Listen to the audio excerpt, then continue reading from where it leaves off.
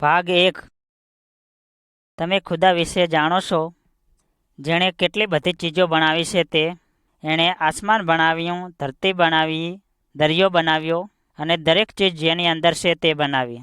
તે જ બોલ્યો અને દરેક ચીજ થઈ. એણે કહ્યું, ઉજાસ થા અને ઉજાસ આવ્યો. એણે કહ્યું, જમીન અને આસમાન થા અને તે થઈ ગયું. ખુદા એક બનાવનાર છે શક્તિ. એણે એક દુનિયા બનાવી અને જે ચીજો છે દુનિયામાં બધી એણે બનાવી. અને એ દરેક ચીજ એની છે, કારણ કે એને બનાવી છે. એને પહાડો બનાવ્યા, ઝાડો બનાવ્યા, જાનવરો બનાવ્યા અને પક્ષીઓ બનાવ્યા. પાણી અને તેની અંદરની માછલીઓ બનાવી. એણે આકાશ અને વાદળાં, ચાંદ ને તારા બધી ચીજો બનાવી. ચાંદ ને તારા બધી ચીજો બનાવી. એનામાં કોઈ બી બુરાઈ નથી. એ બુરાઈને ધિક્કારે છે. કોઈએ પણ ખુદાને નથી બનાવ્યો. ખુદામાં નથી શરૂઆત કે નથી અંત. એ હંમેશા જ છે. એના મા કે બાપ કોઈ નથી. ખુદાએ કંઈ જન્મ નથી લીધો અને એ કોઈ પણ દિવસ મરી નહીં જશે. એ કોઈ પણ દિવસ થાકી નથી જતો. એ કોઈ પણ વખત સૂતો નથી કે એ બુઢ્ઢો નથી થતો. એ જે ખુદાના વિશે આપણે બોલીએ છીએ, એ કોઈ પણ દિવસ બદલતો નથી. એ હંમેશા જ સારો છે અને દરેક ચીજ એના કાબૂમાં છે. કોઈ વખત માણસ એક લાકડું કે પથ્થર લે છે અને એના અંદરથી એક મૂર્તિ બનાવે છે, માણસના આકારમાં કે પક્ષીના આકારમાં કે જાનવરના આકારમાં એક મૂર્તિ બનાવે છે. અને એ પછી સમજે છે કે આ ખુદા છે અને એ પોતાને પર્વતને અર્પણ કરે છે અને બલિદાન આપે છે. લાકડું અને પથ્થર કંઈ સમજી શકે છે, કંઈ બોલી શકે છે કે કંઈ ચાલી શકે છે? એ તમારી પાસે આવી શકે છે અને તમે તકલીફમાં હો ત્યારે? જરા પણ નહીં. તે કંઈ કરી શકતો નથી. પણ ખરાબ શક્તિ આપણને એવી રીતે આપણને વિચાર કરવા દેશે કે આ પથ્થરની ચીજો અને લાકડાની ચીજો ખુદાએ એવી રીતે એ આપણને છેતરવા માંગે છે. સમજો, ખુદા જે બનાવનાર છે તે જીવતો છે. એ આપણને જોઈ શકે છે, એ આપણને સમજી શકે છે, એ આપણી સાથે વાત કરી શકે છે અને એ આપણે જ્યાં બી જઈએ ત્યાં આપણી સાથે આવી શકે છે. એને કોઈ પણ જાતની મદદ નથી જોઈતી. આ જે બનાવનાર ખુદા છે એ બધાઓથી સૌથી મોટો છે. એ જ એક ખુદા છે કે જેણે આ બધી ચીજો બનાવી છે દરેક જગાએ. અને એને કહ્યું છે કે હું જે ખુદા છું અને મારા સિવાય બીજો કોઈ ખુદા નથી. ખુદાએ જે આ બધું બનાવ્યું છે એ મહાન છે.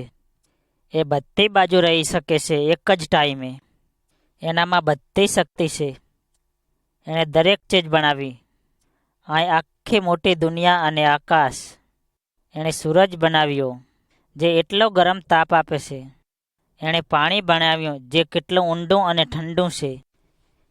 એ જો એ લોકોને કહે શું કરવાનું, તો એ લોકો તેને તાબે થઈને તે લોકો કરે છે તે બધું. એણે પવન બનાવ્યો અને કોઈ બી ચીજ એને રોકી નથી શકતું. ખુદા મજબૂત છે. જ્વાલામુખી અને ધરતીકંપથી પણ મજબૂત છે. એણે એ બધી ચીજો બનાવી છે. એણે બધા તારાઓ બનાવ્યા છે. એને બધાઓના નામ બી માલુમ છે. ખુદા બધા મુખ્યોથી પણ ઊંચો છે. બધી જાતિઓથી પણ તે ઊંચો છે. એક જ કાંઈ આ બધી ચીજો બધી નાની છે. એ લોકો જાણે જમીનના ધૂળ જેવી છે. કેટલો એ મોટો છે. એ દરેકનો મુખી છે, કારણ કે એણે એ બધી ચીજો બનાવી છે અને બધી ચીજો એ એની માલિકીની છે. સમજો, હજુ ઘણી ચીજો છે. ભગવાન દરેક ચીજ જોઈ શકે છે. ખુદા અંધારામાં પણ રાતે જોઈ શકે છે. એ જાનવરો જેમ કે શિયાળ એના તે દરમાં હોય છે, તે ઉંદરો જે તેમના દરોમાં હોય છે, મત્સ્ય જે પાણીમાં હોય છે, એ દરેક ચીજો જોઈ શકે છે. પર્વતની ટોચ અને ગુફાની અંદર હોય છે તે પણ તે જોઈ શકે છે. ભગવાન દરેક ચીજ સમજી શકે છે. એ સાપનો પણ સુસવાટ સમજી શકે છે. જ્યારે સાપ ચાલે છે ત્યારે અવાજ કરે છે ઘાસમાં, તે પણ સમજી શકે છે. અને જે કીડી પોતાનો ઘર બનાવે છે જમીન પર, તેનો પણ અવાજ સમજી શકે છે. એ એક માણસ બીજા માણસને આસ્તેથી બીજાના કાનમાં બોલી શકે છે, તે પણ સમજી શકે છે. તમે કંઈ પણ ચીજ ખુદાથી છુપાવી નહીં શકો. એ તમે ક્યાંય પણ જાઓ તે તમને જોઈ શકે છે. ખુદાને બધી ચીજની ખબર છે.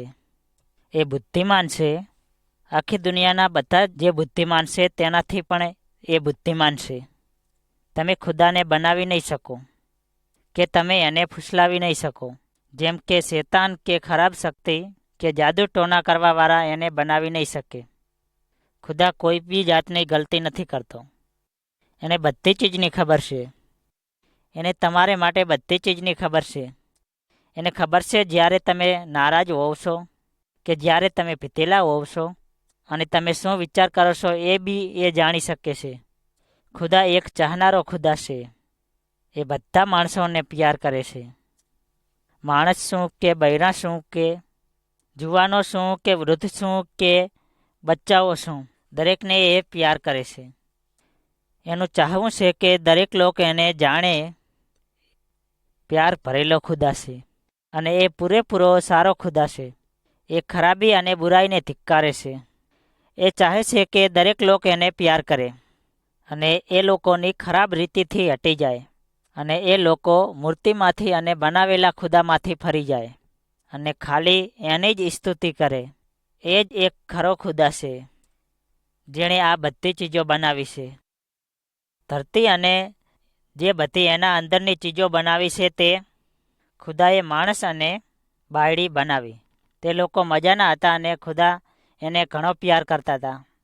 અને એણે એક ઘણો સુંદર બગીચો બનાવ્યો એ લોકોને રહેવા વાસ્તે, જ્યાં બધા ઝાડો અને સ્વાદિષ્ટ ફળોના ઝાડો હતા. જે માણસ એણે બનાવ્યો એનું નામ આદમ હતું, અને જે બૈરી બનાવી એનું નામ ઈવ હતું. ખુદા એ બંનેને બહુ પ્યાર કરતો હતો, અને એ લોકો પણ ખુદાને બહુ પ્યાર કરતા હતા. એણે લોકોને શીખવ્યું કે અહીં બગીચામાં કેવી રીતનું રહેવાનું, શું કરવાનું, અને એ લોકો ઘણા જ સુખી હતા, કારણ કે એ લોકો ખુદાના કહ્યા પ્રમાણે ચાલતા હતા.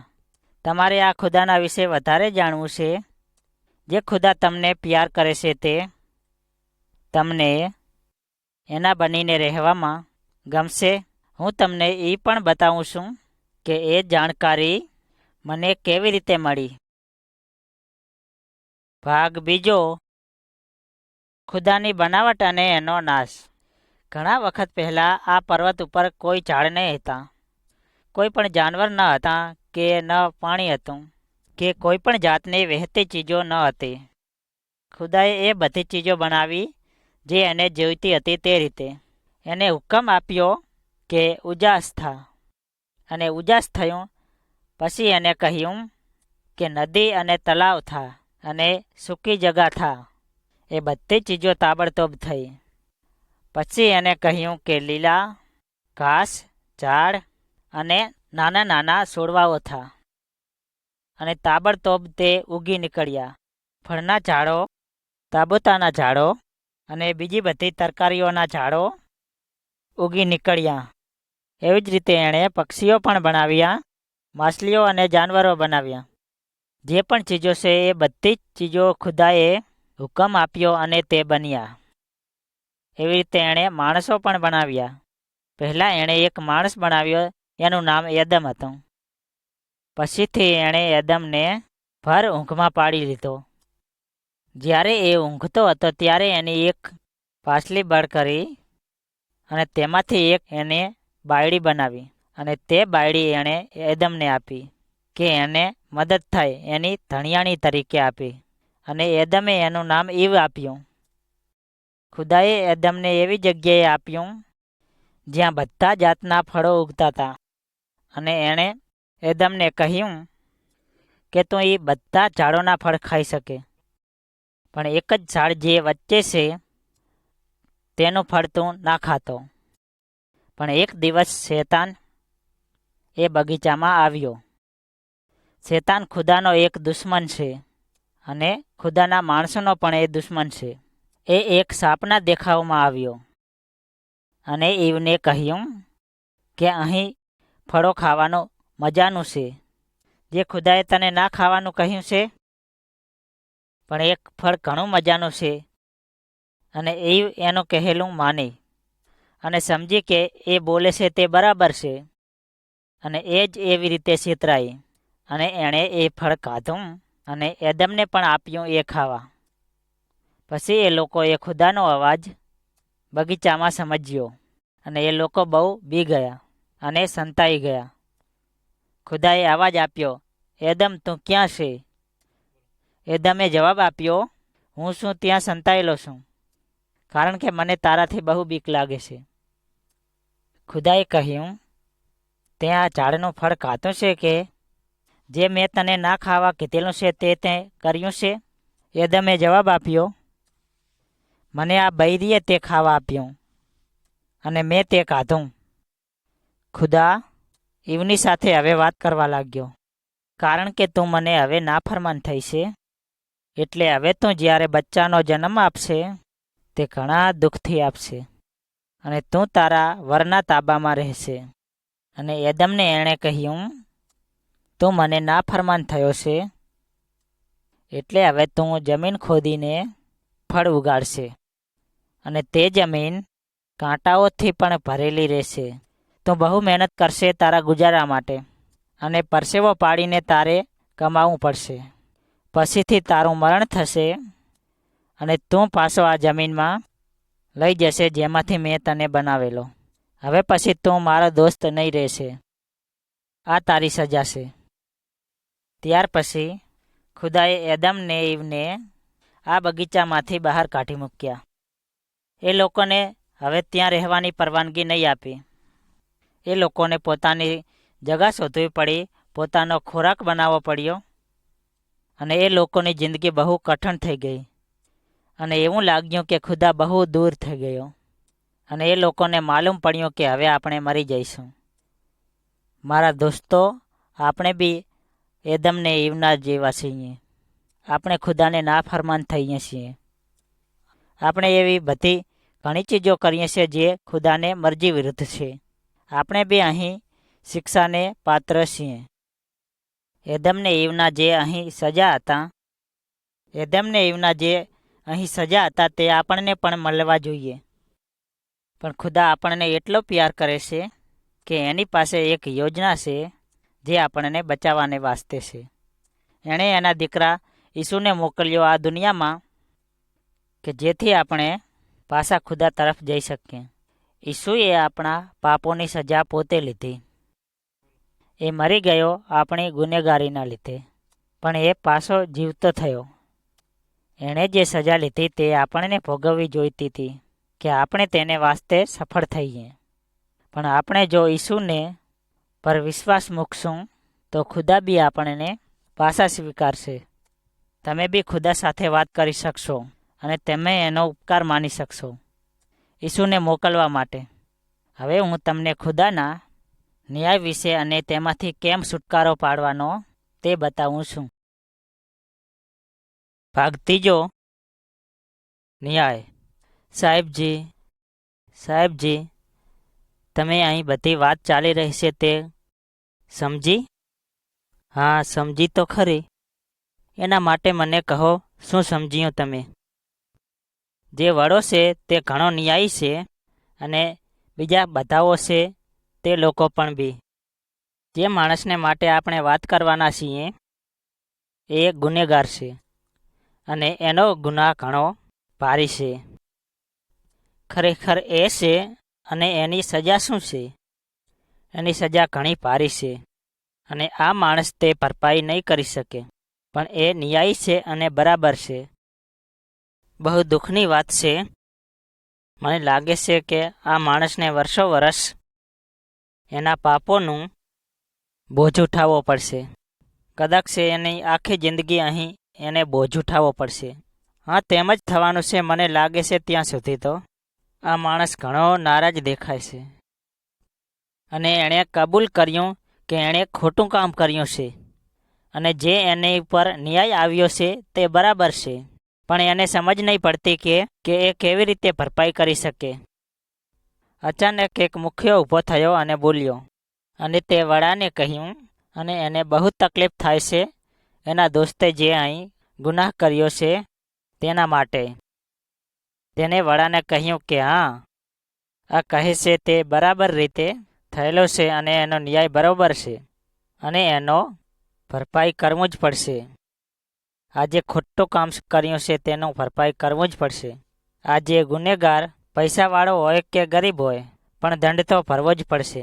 ત્યારે તે માણસે તેને જવાબ આપ્યો, પણ કારણ કે અહીં જે ગુનેગાર મારો દોસ્ત છે અને હું એને બહુ પ્યાર કરું છું, તેથી હું એના બદલે એના ગુનાનો બદલો આપવા તૈયાર છું. ખરેખર એ ખરી વાત છે. અને ગુનેગાર બહુ અજબ થયો અને એ બહુ જ વિચાર કરવા લાગ્યો કે એનો દોસ્ત બહુ આટલો બધો સારો છે કે એનો ગુનાનો ટોપલો પોતાના સિર પર લઈ લીધો અને તેથી જે તેનો વડો હતો તેણે તે સ્વીકાર્યો. દોસ્તો, તમને ખબર છે, આ ચિત્ર તે આપણું છે. આ જે કહાની છે તે બતાવે છે કે આપણે દરેક જણા ખુદાના ન્યાયની સામે ઊભું રહેવું પડશે. એ આપણું દિલ જોઈ શકે છે અને એને ખબર છે કે આપણે પાપી છીએ, ગુનેગાર છીએ અને એનો દંડ હંમેશના માટેની સજા છે. તો આપણે શું કરી શકીએ? ખરેખર એ ખરી વાત છે. હા, ખરેખર એ ખરી વાત છે. અને ગુનેગાર બહુ અજબ થયો અને એ બહુ જ વિચાર કરવા લાગ્યો કે એનો દોસ્ત બહુ આટલો બધો સારો છે કે એનો ગુનાહનો ટોપલો પોતાના સિર પર લઈ લીધો અને તેથી જે તેનો વડો હતો તેને તે સ્વીકાર્યો. દોસ્તો, તમને ખબર છે, આ ચિત્ર આપણું છે. આ જે કહાની છે તે બતાવે છે કે આપણે દરેક જણા ખુદાના ન્યાયની સામે ઊભું રહેવું પડશે. એ આપણું દિલ જોઈ શકે છે અને એને ખબર છે કે આપણે પાપી છીએ, ગુનેગાર છીએ અને એનો દંડ હંમેશના માટેની સજા છે. તો આપણે શું કરી શકીએ? આપણે એ સજામાંથી કેવી રીતે બહાર આવી શકીએ? આપણે એ ભરી નહીં શકીએ. જે સજા છે તે આપણે ભરી નહીં શકીએ અને ખુદાને ખબર છે અને તેથી એણે એના દીકરાને મોકલ્યો અને તમારો જે ગુનાહ છે તે એ પોતે લઈ લે. તમને યાદ છે મેં તમને કહ્યું કે સજા મોત છે. અહીં જે સજા લઈ લેવાના માટે ખુદાના દીકરાને મરવું પડ્યું, ત્રિકોણ આકાર ઉપર પોતાનું બલિદાન આપ્યું. અને જ્યારે એ ગુનેગાર કબૂલ કરે છે કે એના પાપની સજા આ માણસે ભોગવી છે, ત્યારે તે ખુદાના ન્યાયમાંથી છૂટો થઈ જાય છે અને તે ઘણું જ કઠણ સજા હતી પાપની, તેમાંથી એ મુક્ત થાય છે. ખુદાની બાઇબલ કહે છે કે દરેક માણસને મરવાનું તો છે જ અને મરણ પછી ન્યાય થશે. ત્યાર પછી બીજું મોત છે તે વધારે ભયંકર છે. મારા દોસ્તો, જો આપણે ઈસુમાં વિશ્વાસ મૂકશું અને માનશું એના મૃત્યુમાં, તો ખુદા આપણને તેમાંથી બચાવશે. બાઇબલ પૂછે છે કે આપણે કેવી રીતે એમાંથી બહાર નીકળી શકીએ. જ્યારે ખુદાએ આપણને માટે બચવાને માટેનો અહીં માર્ગ બતાવ્યો છે. કોઈ પણ છુટકારાનો બીજો માર્ગ નથી. ખુદાના ન્યાયમાંથી બચવાના માટે આજે તમે ઈસુને અપનાવી શકો છો, એનામાં વિશ્વાસ રાખી શકો છો. એ હું તમને સવાલ પૂછું છું. ઈસુના બારામાં તમને મારે વધારે ચીજો કહેવી છે. ભાગ 4. ઈસુનો જન્મ. ખુદાની ચોપડી જે આપણે બાઇબલ કહીએ છીએ તે બતાવે છે ઈસુ આ દુનિયામાં જન્મ લીધા પહેલાં એ સ્વર્ગમાં હતો ખુદાની સાથે. જ્યારે ખુદાએ દુનિયા બનાવી ત્યારે ઈસુ એની સાથે હતો અને એની મદદ કરી. ઘણા વખત પછી આ દુનિયામાં એક માણસના રૂપમાં આવ્યો. હવે હું તમને બતાવું છું તે કેવી રીતે થયો. ખુદાએ એક ફરિશ્તાને એક યુવતી જે કુંવારી હતી, જેણે કોઈ બી મર્દ સાથે વ્યવહાર નહીં રાખેલો, તેની આગળ મોકલી અને આ યુવતીનું નામ મેરી હતું. અને એ એક જોસફ નામના યુવાન સાથે સગાઈ થયેલી હતી. જ્યારે એ ફરિશ્તાઓ મેરી આગળ આવ્યા ત્યારે મેરી બહુ ડરી ગઈ અને ફરિશ્તાઓએ કહ્યું, ખુદા તારી ઉપર બહુ ખુશ છે અને તેથી તને એક દીકરો આપવાનો છે. તારો હજુ કોઈ પણ વર નથી, પણ પવિત્ર આત્મા તારા પર આવશે અને તેનાથી તને બચ્ચું થશે અને એનું નામ તું ઈસુ પાડીશ. અને એ બધા લોકોને પોતાના પાપમાંથી છુટકારો આપશે. એવી રીતે આ ફરિશ્તાએ મેરીને કહ્યું. મેરીએ કહ્યું તેના જવાબમાં, તે કેવી રીતે થશે? એ કેવી રીતે થશે? હું તો કોઈ બી માણસ સાથે સૂતી નથી. ત્યારે ફરિશ્તાએ જવાબ આપ્યો, આ કંઈ માણસનો દીકરો નહીં થશે. તેથી એ ખુદાના દીકરા તરીકે આવશે. અને જે ખુદાએ મેરીને કહ્યું તેણે તે માન્યું. પછીથી થોડા વખતમાં એક બીજા દેશમાં ગઈ જ્યાં એની સગી વહાલી રહેતી હતી. એને ખરેખર 3 મહિના થઈ ગયા હતા ગર્ભમાં. જ્યારે એ પાછી પોતાના ઘરે આવી ત્યારે જોસફે એને કહ્યું કે એને તો દાડા રહેલા છે. અને એ બહુ જ વિચારમાં પડી ગયો અને ધાર્યું કે હું એને છોડી દઉં. પણ તે જે ફરિશ્તો મેરી આગળ આવેલો તે જ ફરિશ્તો પાછો જોસેફ આગળ આવેલો અને એને કહ્યું, તું ડરીશ નહીં અને મેરી સાથે લગ્ન કર, જે એની પાસે બચ્ચું રહેલું છે, જે પવિત્ર આત્માની જોડે થયેલું છે. અને જ્યારે અહીં બચ્ચું જન્મશે ત્યારે એનું નામ તું ઈસુ આપજે. એ આ દુનિયાના લોકોના પાપોમાંથી બચાવવાના માટે આવવાનો છે. પછી જોસેફ મેરી સાથે પરણ્યો, પણ જ્યાં સુધી ઈસુનો જન્મ નહીં થયો ત્યાં સુધી મેરીને બિલકુલ પણ હાથ નહીં લગાડો અને એની સાથે સૂતો પણ નહીં. પછી ઈસુ મોટો થવા લાગ્યો અને જ્યારે તે 30 વર્ષનો થયો ત્યારે એણે તેના મા બાપનું ઘર છોડ્યું. એ ગામે ગામ ફરવા લાગ્યો અને લોકોને કહેવા લાગ્યો કે એ લોકોના પાપોમાંથી કેવી રીતે બચાવ કરવાનો. એણે જે લોકોના શીખ માણસો હતા તેને સાજા કર્યા, જે લોકો લંગડા લૂલા હતા તે લોકોને ચાલતા કર્યા, જે લોકો દેખી નહીં શકતા હતા તે લોકોને દેખતા કર્યા, જે લોકો સમજી નહીં શકતા હતા તે લોકોને સમજવાની શક્તિ આપી, જે લોકો બોલી નહીં શકતા હતા તે લોકો બોલવા લાગ્યા. બધાઓમાં જે લોકોમાં બુરી શક્તિ હતી તે શક્તિને બહાર કાઢી તે લોકોને છુટકારો આપ્યો. એ આ બધી ચીજો એવી રીતે કરી શક્યો કે કારણ કે એ ખુદાનો દીકરો હતો. જ્યારે લોકોએ આ જોયું ત્યારે લોકોને લાગ્યું કે એનામાં ખુદાની શક્તિ છે. તે વગર એ બધું કેમ કરી શકે? કોઈ લોકો એનામાં માનવા લાગ્યા અને વિશ્વાસ કરવા લાગ્યા. કોઈ લોકોએ નહીં વિશ્વાસ મૂક્યો. ઈસુએ આ લોકોના ગુનાઓ જોયા, પણ તો બી એ લોકોને બહુ પ્યાર કરતો હતો. પણ કારણ કે એ લોકોને એટલો પ્યાર કરતો હતો, એ લોકોની વાસ્તે મરવા બી તૈયાર હતો. મરવાથી એણે લોકોના પાપોની સજાની ભરપાઈ કરી. એ ચાહતો હતો કે એ લોકો માને કે એ લોકોના પાપોમાંથી એમને બચાવવાને માટે આવ્યો છે. તમે ઈસુમાં વિશ્વાસ મૂકો.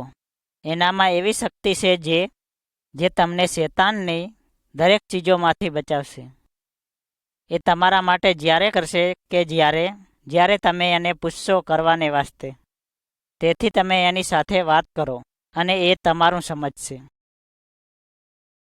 ભાગ 5. ઈસુ તમારા મનને પણ સારા કરી શકે છે. બાઇબલ કહે છે કે ઈસુ ખુદાનો દીકરો હતો. એ આ દુનિયામાં આવ્યો કે તમારા પાપમાંથી તમને બચાવી શકે અને તેને માટે તેને ક્રાઇસ્ટ કહેવામાં આવે છે. ક્રાઇસ્ટનો મતલબ એ છે કે ખુદા તરફથી આવેલો પાપમાંથી બચાવવા માટે. આ દુનિયામાં આવ્યો ત્યારે તેણે ઘણી સારી ચીજો કીધી. જ્યારે લોકો બીમાર હતા એ લોકોને સાજા કીધા. એણે લોકોને સ્વર્ગ માટે, ખુદાના રાજ્ય માટે બતાવ્યો. એક દિવસ એક આંધળો માણસ હતો જે રસ્તા પર ભીખ માંગતો હતો. એને ખબર હતી કે કોઈ દિવસ બી એના અંધપણામાંથી સારો નહીં થાય. ખાલી ખુદા જ એને સાજો કરી શકે છે. અને એણે એકાએક લોકોના અવાજ સાંભળ્યા અને બધા બૂમાબૂમ કરતા હતા કે ઈસુ આવી રહ્યો છે, ઈસુ આવી રહ્યો છે. અને અહીં જે આંધળો માણસ હતો એણે સમજેલું હતું ઈસુના માટે કે એ ઘણી અદ્ભુત ચીજો કરી શકે છે. અને એ વિશ્વાસ કરતો હતો કે ઈસુ ખુદાનો દીકરો છે. ખાલી ખુદા જ મહાન કામ કરી શકે છે. જ્યારે લોકોની ભીડ નજદીક આવવા લાગી ત્યારે જે આંધળો માણસ હતો તે મોટેથી બોલવા લાગ્યો, ઈસુ, ઈસુ, મારી ઉપર દયા કર. જ્યારે ઈસુએ પોતાનો હાથ લંબાવ્યો અને એને સાજો કર્યો અને ત્યાર પછી એ બધું જોવા લાગ્યો અને એને ઈસુ પર એટલો પ્યાર આવ્યો એ ઈસુના પાછળ ચાલવા લાગ્યો. એક બીજી વખત એવું થયું કે જે લોકો રક્તપિત્તથી પીડાતા હતા, જેને બધા લોકો તે લોકોથી દૂર રાખતા હતા. રક્તપિત્ત એક એવો રોગ છે જે તમારી ચામડી પર કોઢની માફક થાય છે અને એ લોકોના દિલ પર બધે ફોડલા થયેલા હતા. જ્યારે ઈસુએ આ બધું જોયું ત્યારે બહુ નારાજ થયો. એને બહુ દિલગીરી લાગી અને એ આ બધાઓને સારા કરવા માંગતો હતો. એ લોકો જ્યારે સારા થયા ત્યારે ઘણા જ ખુશ થયા અને એ લોકો પાછા મજબૂત થયા પહેલાંના માફક. તે લોકો ત્યાંથી દોડીને ચાલ્યા ગયા એ લોકોના ઘરમાં. પણ એ લોકો ઈસુની ઉપકાર માનતા ભૂલી ગયા. ખાલી એક જ માણસ જે સારો થયો તે ખુદાનો ઉપકાર માનવા આવ્યો. જ્યારે એ ઈસુ પાસે આવીને એનો ઉપકાર માન્યો ત્યારે ઈસુએ એના ખાલી રોગમાંથી જ સારો નહીં કીધો, પણ એના પાપમાંથી પણ એને સારો કર્યો. ઈસુ આ દુનિયામાં 33 વર્ષ રહ્યો, પણ તે જે લોકો ધર્મગુરુઓ હતા તેને બહુ ધિક્કારતા, કારણ કે એ ખુદાને બહુ જ પ્યાર કરતો હતો અને એ લોકો તેમ નહીં કરી શકતા હતા. તેથી એ લોકોએ એને કેદ કર્યો અને ત્રિકોણ ઉપર ખીલા ઠોકીને મારી નાખ્યો અને ત્રિકોણ ઉપર લોહી લોહાણ થઈને મરી ગયો. જો કે ખુદાનો દીકરો હતો તો પણ એ મરવા તૈયાર હતો અને આ બધા મારોથી એ ડર્યો નહીં, કારણ કે એ ચાહતો હતો કે આપણે આપણા પાપોમાંથી બચી શકીએ અને સ્વર્ગમાં જઈ શકીએ. 3 દિવસ પછી એ પાછો જીવતો થયો અને 40મા દિવસે એ આ દુનિયામાં રહ્યો. સ્વર્ગમાં એના પિતા આગળ ચાલ્યો ગયો. હમણાં પણ એ સ્વર્ગમાં જ છે. આપણી ઉપર દેખભાળ કરી રહ્યો છે. એ નથી ચાહતો કે આપણે આપણા પાપના લીધે મરી જઈએ અને સજા પામીએ. તેથી એ કહે છે કે મને બોલાવો, હું તમારા પાપોને માફી આપીશ અને તમને એક નવો માણસ બનાવીશ. આપણે કેવી રીતે ઈસુને બોલાવી શકીએ છીએ? આપણે અહીં એને કેવી રીતે વાત કરી શકીએ છીએ? પ્યારા ખુદા, હું એક ગુનેગાર છું અને હું એનો પસ્તાવો કરી રહ્યો છું અને હું હવે કોઈ પણ ગલત કામ કરવા તૈયાર નથી. ઈસુ, હું તમારો ઉપકાર માનું છું કે તમે મારી ખાતર મરી ગયા. મારા પાપો લઈ લો અને મારા દિલને સાફ કરો. મને તમારી રીતે રહેવામાં મદદ કરો. એ હું ઈસુના નામથી માનું છું. આમીન. ભાગ 6. ઈસુના જીવનની એક બીજી કહાની છે. એક દિવસ ઈસુને એના ચેલાઓ હોળીમાં બહાર ગયા અને તે જગાનું નામ ગાગરીન હતું. જેવો ઈસુ એ હોળીમાંથી બહાર આવ્યો, એક વ્યક્તિ જેનામાં ખરાબ શક્તિ હતી ઈસુ આગળ આવ્યો. આ માણસ ઘરમાં નહીં રહેતો હતો, પણ ખાલી જ્યાં કબરો હતી ત્યાં રહેતો હતો. ત્યાં બધા મરેલા માણસોને દફનાવ્યા હતા ત્યાં રહેતો હતો. એ કંઈ પણ કપડાં ન પહેરતો હતો અને એ જંગલી જાનવરની માફક બધે ફરતો હતો. ત્યાંના ગામના માણસો તેનાથી બહુ ડરતા હતા. કોઈ લોકો એના હાથ અને પગ સાંકળથી બાંધતા હતા અને તે પણ એ તોડી નાખતો હતો. કોઈ પણ માણસ એને શાંત નહીં કરી શકતો હતો. રાત દિવસ એ એવા અવાજ કરતો હતો કે અને પોતાના શરીરને નુકસાની કરતો હતો અને બધા કાપો મૂકતો હતો પથ્થરથી અને એવી રીતે એ રહેતો હતો. શેતાનની ખરાબ શક્તિએ આ માણસનો કબજો લીધેલો હતો. ઈસુ એને મદદ કરવા આવ્યો. જ્યારે આ માણસે ઈસુને ઘણા દૂરથી જોયો ત્યારે એ દોડતો આવીને એને પગે પડ્યો. જ્યારે એ ખરાબ શક્તિને એનામાંથી બહાર કાઢવા જતો હતો ત્યારે ખરાબ શક્તિએ અંદરથી અવાજ આપ્યો, તું અમને શું કરી રહ્યો છે? અમને ખબર છે તું ખુદાનો દીકરો છે.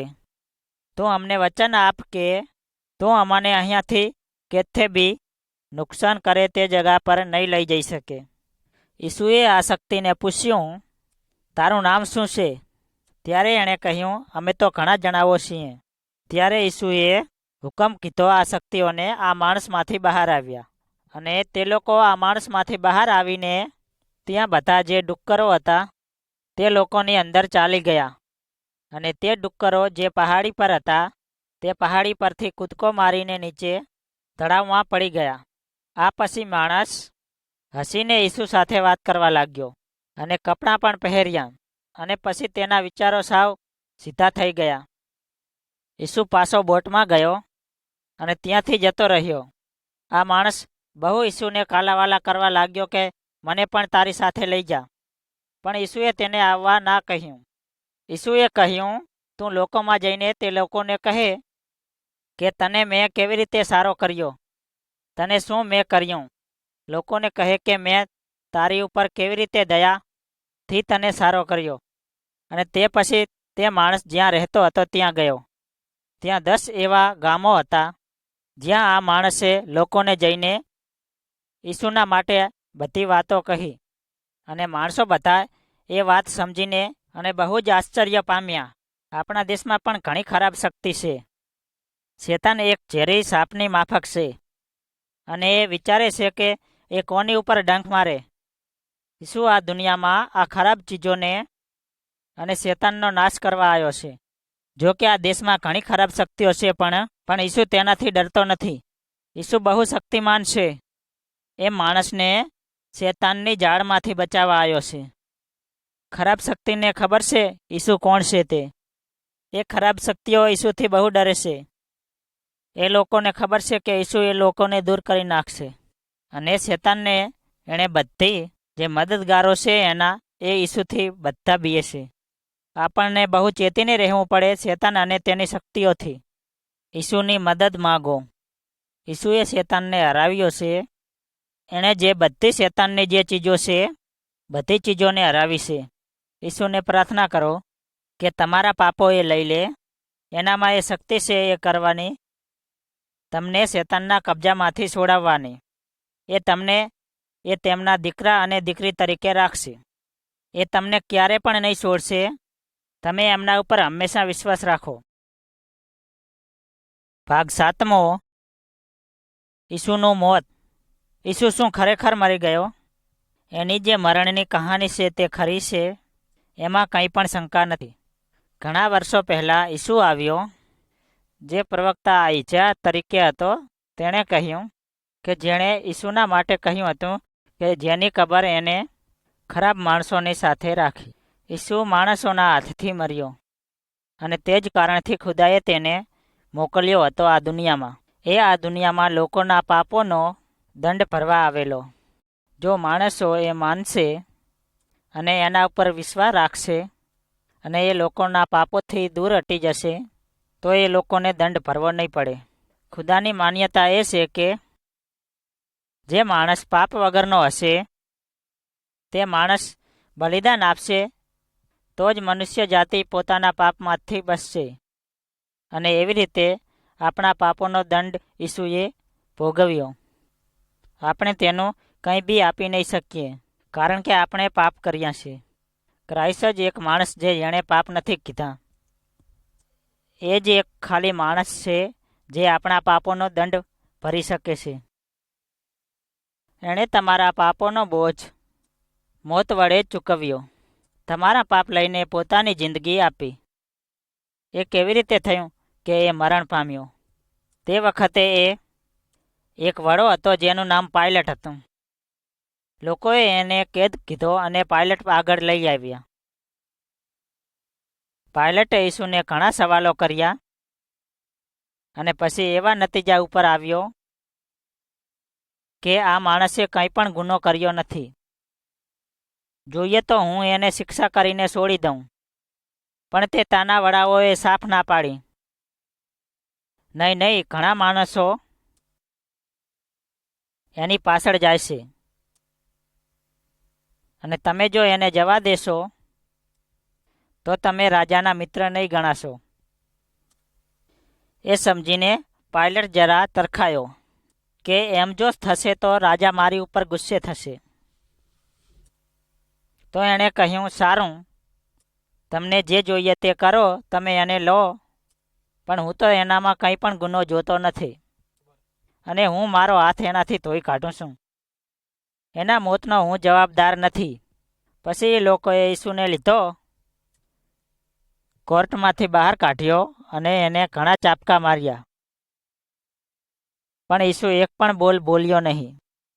એની પાસે લાકડાનો ભારે ત્રિકોણ ઉઠાવ્યો, જ્યાં એને એ લોકો લટકાડવાના હતા, જ્યાં સુધી મરી નહીં જાય ત્યાં સુધી. બધા લોકો તેની પાછળ ચાલ્યા. શું એ એના દુશ્મનોથી બચી નહીં શકે? જરૂર બચી શકત, પણ એને ખબર હતી, તે પ્રવક્તા એજાએ કહેલું તે થવું જ જોઈએ. એણે કીધેલું કે લોકોના પાપો માટે તે મરી જશે. એ લોકોએ એને ત્રિકોણ પર તેના હાથ અને પગ ઉપર ખીલા ઠોક્યા, અને પછી ત્રિકોણને ઊભો કીધો. લોહી લુહાણ બચારો થઈ ગયો હતો, અને તે છતાં એણે શું કહ્યું? પિતા, એ લોકોને માફ કર. એ લોકોને ખબર નથી એ લોકો શું કરી રહ્યા છે. એણે એના પિતા પાસે માંગ્યું કે એ લોકોને, જે એના દુશ્મનો હતા, તે લોકોને માફ કરે. જ્યારે ઈસુ મરી ગયો તે વખતે એકદમ અંધકાર થઈ ગયેલો. ધરતીકંપ થયો, અને તે વખતે એ બધા મરી ગયેલા માણસો એ લોકોની કબરમાંથી બહાર આવ્યા. ઘણા લોકોએ તે માણસોને જોયા જીવતા થઈ ગયેલા. ઈસુના દુશ્મનોએ એવું વિચાર્યું કે ચાલો આપણી જીત થઈ ગઈ, કારણ કે ઈસુ મરી ગયો. હવે ઈસુના દોસ્તો હતા તે લોકો એક ગુફા હતી તેમાં એને દાટ્યો, અને એક મોટો પથ્થર જે ગુફાના બહાર જવાના ભાગમાં રાખ્યો. અને જે લોકોએ એને ત્રિકોણ પર, જે લોકોએ સૈનિકોને મોકલેલા તે રસ્તાને તે ગુફાની ચોકીદારી કરવા રાખ્યા. ઈસુને ખબર હતી કે ખુદાને માગતો જ હતો કે એનું મોત થવું જોઈએ, જેથી કે આપણા પાપોનો દંડ એ ભરે. ઈસુએ કહ્યું કે જે મારામાં શક્તિ છે જીવન આપવાની અને જીવન લેવાની. ઈસુ મરેલો નહીં રહ્યો, જેમ મેં તમને કહ્યું તે પ્રમાણે. એને મોતની સજા મળવી ન જોઈતી હતી, કારણ કે તેણે કંઈ પણ પાપ નહીં કરેલા હતા. ત્રીજે દિવસે તે મોતમાંથી જીવતો થયો. ખુદાએ એના શબને કબરમાંથી બહાર કાઢ્યું. એમ ઘણા લોકોએ એને જીવતો જોયો.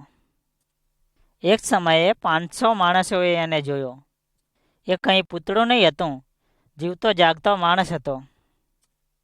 એનો એક દોસ્ત થોમસ કરીને હતો. તે માનવા કબૂલ નહીં થયો કે ઈસુ જીવતો છે. તો એક રાત ઈસુ થોમસ આગળ આવ્યો અને કહ્યું, તારું માગલું મારા હાથમાં જ્યાં ખીલાની નિશાની છે તેમાં મૂક. શંકા વિના એણે માન્યું.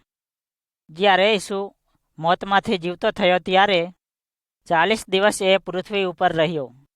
એ લોકો સાથે વાત કરી, એ લોકો સાથે ખાધું પીધું, અને એ લોકોને એણે સમજણ આપી કે દુનિયામાં જાઓ અને લોકોને કહો જે તમે લોકોએ જોયું છે અને સમજ્યું છે, અને એ લોકોને કહો કે એ લોકોની પાપી જિંદગીમાંથી હટવાનું છે અને ઈસુનો સ્વીકાર કરવો જોઈએ.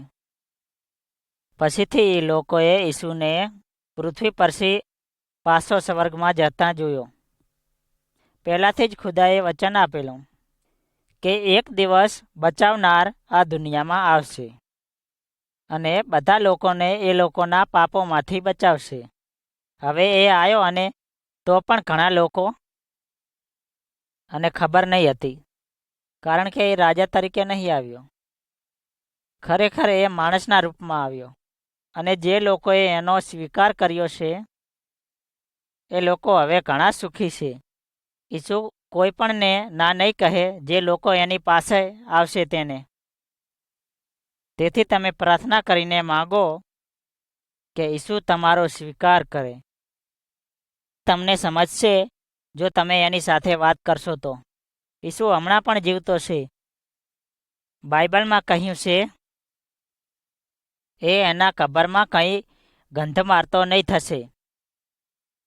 ઈસુ જ્યાં મરી ગયો હતો ત્યાંથી તે પાછો જીવતો થયો અને પાછો સ્વર્ગમાં ગયો.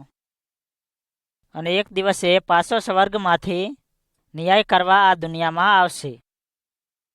ખુદાએ ઈસુને નક્કી કરેલ છે આ દુનિયામાં ન્યાય કરવાના માટે. જો એને તમે હમણાં નહીં સ્વીકારો તો પછી એ પણ તમને નહીં સ્વીકારે. જો તમે તમારા પાપોમાંથી હટી જઈ એનો સ્વીકાર કરશો તો એ બધા તમારા પાપો લઈ લેશે. અને જ્યારે તમારું મૃત્યુ થશે, શારીરિક મૃત્યુ થશે, ત્યારે એ તમને હંમેશા સ્વર્ગમાં તેની સાથે રહેવા લઈ જશે. તેના માટે હમણાં જ તેની ઉપર વિશ્વાસ મૂકો. ભાગ 8 વિશ્વાસોની જિંદગી. તમારે જાણવું છે કે ખ્રિસ્તીનો અર્થ શું થાય છે. જીવન એક પહોળા રસ્તા જેવો છે જ્યાં લોકોની ઘણી ભીડ છે. દરેક માણસ પોતાની પીઠ ઉપર પાપનો બોજ લઈને ફરે છે. બાઇબલ કહે છે કે બધા લોકોએ પાપ કરેલું છે અને ઈસુનો અવાજ કહે છે તમને, જે લોકોના ઘણો ભારી બોજ લે છે તે લોકો મારી આગળ આવો અને હું તમે લોકોને આરામ આપીશ. પણ ઘણા લોકો તેની કંઈ દરકાર નથી કરતા અને પોતાના રસ્તે જ ચાલ્યા કરે છે. કોઈ સમજે છે એની વાત? તમે લોકો એ લોકોની બહારે આવી જાઓ અને અલગ થઈ જાઓ. કોઈ પણ જે વસ્તુ સાફ નથી તેને હાથ ના લગાડો. હું તમને તમારો સ્વીકાર કરીશ અને હું તમને તમારો બાપ તરીકે રહીશ અને તમે મારા દીકરા દીકરી તરીકે રહેશો. થોડા લોકો થોભીને વાત સમજે છે અને પછી એ લોકોના જ રસ્તે ચાલ્યા કરે છે. છેવટે એક માણસ ખાલી થોભીને ઈસુની વાત સમજે છે. થોડી વાર ટચુપચું થાય છે એનું મન અને પછી એ બી બધાના લોકોમાંથી ચાલી જાય છે અને પછી જે સાંકડો રસ્તો છે તેના ઉપર ચાલવા લાગે છે. જે લોકો પહોળા રસ્તા પર ચાલે છે તે આ માણસની મસ્કરી કરવા લાગે છે અને કહેવા લાગે છે, તું આ દુનિયામાં ક્યારેય આગળ નહીં વધી શકે જો આ રસ્તે તું ચાલીશ તો.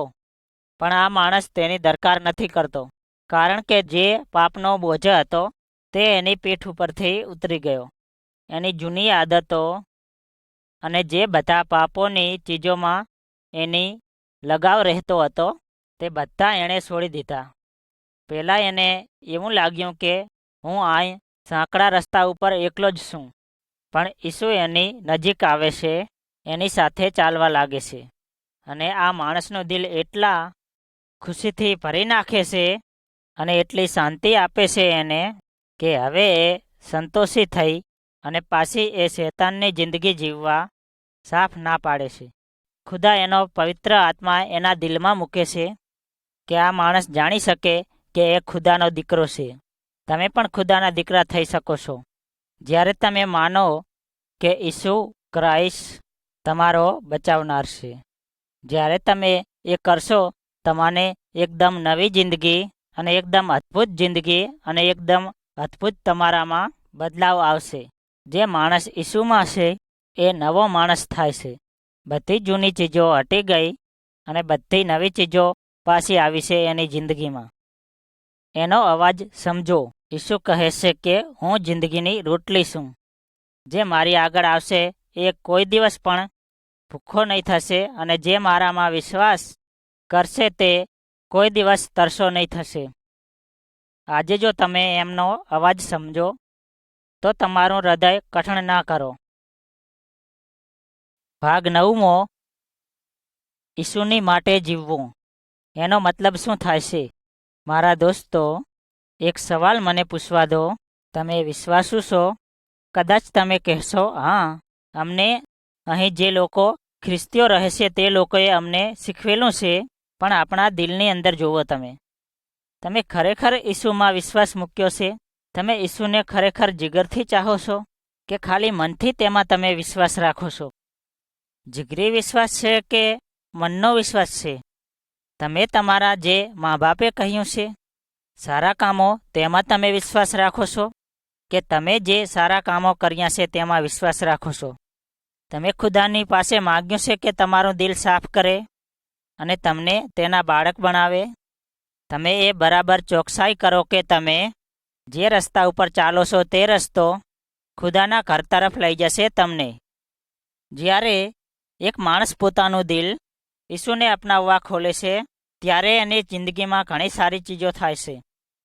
તે જ ઘડીએ તેના ઘણા પાપોની માફી મળે છે. પવિત્ર આત્મા એની અંદર આવે છે અને એને ખરી રીતે રહેવામાં મદદ કરે છે. એ ખુદાનું બાળક થાય છે. ખુદા એનો બાપ થાય છે અને દરેક ચીજમાં એની મદદ કરે છે અને એની દરકાર કરે છે. આપણે એને ખુદાની હંમેશ પ્યાર કરવાનો અને એનામાં વિશ્વાસ રાખવાનો.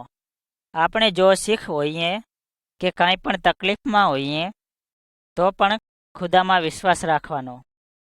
ખુદા આપણી સાથે હંમેશા છે અને હંમેશા આપણને પ્યાર કરવાનો છે. આપણી પાસે જે કંઈ પણ ચીજો આવશે તેના માટે ખુદાનો ઉપકાર માનવાનો, કારણ કે ખુદાને ખબર છે કે બધું આપણા સારાના માટે છે. આ બધી કઠણ ચીજો આપણને ધીરજ અને દયાળુ રહેતા શીખવે છે. ખુદાએ એની શક્તિ બતાવી ત્યારે એણે ઈસુને મોતમાંથી જીવતો કર્યો. એ પણ આપણને એ જ શક્તિથી મદદ કરવા માગે છે. એની એ શક્તિ જે આપણે દરેક ચીજ જે બરાબર છે તે કરવામાં મદદ કરશે. જ્યારે કે શેતાન ખોટા કામ કરવાની કોશિશ કરશે, પણ ઈસુ આપણને ખરા કામ કરવામાં જ મદદ કરશે. આપણી જિંદગીથી આપણે લોકોને બતાવવું જ જોઈએ કે આપણે ખુદાના જ બચ્ચાઓ છીએ. આપણે જો એને રીતે ચાલવા જઈએ તો આપણે નવા માણસો થઈએ છીએ. ખુદાએ એનો પ્યાર એવી રીતે બતાવ્યો જ્યારે એણે એના દીકરાને મોકલ્યો ઈસુને આપણે માટે મરી જઈને આપણા પાપોનો દંડ ભરવા. આપણે પહેલાં ઈસુને ઓળખતા નહીં હતા, તે છતાં પણ ઈસુએ આપણા પાપોનો દંડ ભરેલો છે. પવિત્ર આત્મા આપણને બધાને પ્યાર કરતાં શીખવે છે, કારણ કે આપણે બધા લોકોને પ્યાર કરી શકીએ. જે લોકો આપણા જેવા નથી, આપણા જેવા નહીં હોઈ શકે તો પણ તે લોકોને પ્યાર કરવાનો. ખુદા આપણને એના જેવા થવા કહે છે. બાઇબલ કહે છે કે તમારા દુશ્મનોને પણ પ્યાર કરો અને એ લોકોના માટે બધું સારું કરો. જે લોકો તમને નુકસાન પહોંચાડે છે તો એ લોકોનું સારું કરો. અને જો આપણે તેમ કરશું તો આપણે ખરેખર ખુદાના બચ્ચા તરીકે ગણાશું, કારણ કે તમારા દિલમાં ખુદાનો પ્યાર છે અને તેવી રીતે લોકો તમારી કને રહેવા માગશે. એક ઘણી જરૂરી ચીજ છે કે આપણે ખુદાના બોલ પાડીએ અને તેથી આપણે જાણવું જોઈએ કે શું કહે છે. આપણે જે એના શબ્દો છે, જે એના વચનો છે તે શીખવા જોઈએ અને તેની પર વિચાર કરવો જોઈએ. અને દરરોજ તમારો વખત ખોટી કરીને ખુદા સાથે વાત કરો. એવી રીતે આપણે ખુદાને જાણી શકશું અને આગળ વધી શકશું. એ નથી ચાહતો કે આપણે બાળકની કને જ રહીએ, પણ આપણે મજબૂત થવું જોઈએ કે જેથી એ આપણને બીજા લોકોને મદદ કરવા મદદ કરે. ઘણી ચીજો છે જે આપણે ખુદા સાથે વાત કરી શકીએ છીએ. આપણે ખુદાનો ઉપકાર માનવો જોઈએ કે ઈસુ મારા પાપને લીધે મરી ગયો. એણે જે કર્યું તેના લીધે શેતાનને એણે હરાવ્યો. અને જે લોકો એનામાં વિશ્વાસ રાખશે એ લોકોના પાપોનો દંડ તેણે ભર્યો. જ્યારે શેતાન આપણને ખોટું કામ કરવા લલચાવશે ત્યારે આપણે તેને ઠુકરાવીએ, કારણ કે ઈસુના લોહીથી આપણે સાફ થઈએ. જ્યારે આપણે તેમ કરશું ત્યારે શેતાન આપણને છોડી દેશે. જ્યારે પણ તમે ખુદાને નાફરમાન થશો ત્યારે તમે ઘણા દિલગીર થશો, પણ તેનાથી તમે ગભરાઓ નહીં. તાબડતોબ તમે ખુદાની માફી માંગો અને વિશ્વાસ રાખો કે તે તમને માફી દેશે અને તમારું દિલ સાફ કરશે. અને ખુદા પાસે માગો કે શેતાનના કાર્યથી તમને હંમેશા બચાવે. આપણે ખુદાનો ઉપકાર માનવો જોઈએ કે જે એણે ઘણી બધી ચીજો આપણા માટે કરી છે. ખાલી સારી ચીજો માટે નહીં, પણ આપણી પર જે તકલીફ આવે છે તેના માટે પણ ખુદાનો ઉપકાર માનવાનો, કારણ કે બાઇબલ કહે છે કે દરેક ચીજ આપણા સારાના વાસ્તે જ થાય છે, જે લોકો ખુદાને પ્યાર કરે છે તે વાસ્તે. આપણને હજુ પણ જે લોકોએ ખુદાની પોતાની જિંદગી અર્પણ નથી કરી તે લોકોની વાસ્તે પણ પ્રાર્થના કરવી જોઈએ. જો આપણે એને વાસ્તે ખુદામાં વિશ્વાસ રાખશું તો ખુદાની આત્મા તે લોકો વાસ્તે વાત કરશે. આપણી કંઈ બી મુશ્કેલી હોય અને કંઈ બી તકલીફ હોય, આપણે ખુદાને પ્રાર્થના કરવી જોઈએ. એ આપણને મદદ કરવા માગે છે. દરેક ચીજમાં, આપણી જિંદગીની કોઈ બી ચીજમાં ખુદા આપણે વાસ્તે મદદ કરવા માગે છે. એ આપણી દરેક પ્રાર્થનાનો જવાબ આપશે અને એની મરજી પ્રમાણે દરેક ચીજ થશે, કારણ કે એને ખબર છે કે આપણા માટે સારી ચીજ કઈ છે. જો આપણને કઈ ચીજ આપણની માગેલી નહીં મળે તો જાણવાનું કે તે આપણી માટે સારી નથી અને તે ખુદાના આયોજનમાં નથી. એનું કંઈ જુદું જ આયોજન આપણા માટે છે. આપણે જો એના ઉપર વિશ્વાસ રાખશું તો આપણા જીવનમાં વધારે ને વધારે ખુશાલી આવશે અને આપણે ખુદામાં વધારે ઉત્તમ ચીજોમાંથી વિશ્વાસ રાખતા થઈશું. ખ્રિસ્તીઓના જીવનની એ જ ચીજ છે કે આપણે ખુદાની મરજી પ્રમાણે ચાલીએ તો આપણામાં ખુશાલી, શાંતિપણું આપણા દિલમાં આવશે. ખુદાના તમારા પર આશીષ હો.